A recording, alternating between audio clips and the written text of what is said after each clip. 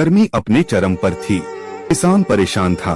पानी से नहाया, पेड़ के नीचे बैठा, लेकिन गर्मी जैसे जान ही नहीं छोड़ रही थी। गुस्से में वो सीधा कबूतर के पास गया और उसे उठाकर पटक दिया। डरासमा कबूतर भागा और एक अनोखा काम किया। उसने एक बर्फ का पेड़ लगाया और उसमें पानी डालते ही पेड़ में उग आई चमकती बर्फ की ईंटें। कबूतर ने उन बर्फ के टुकड़ों से किसान के लिए बना दिया एक बर्फ का घर। अब किसान ठंडक में बैठा चैन की सांस ले रहा है, पर बेचारा कबूतर कोने में बैठा रो रहा है, क्योंकि उसे कोई लाइक और सब्सक्राइब नहीं कर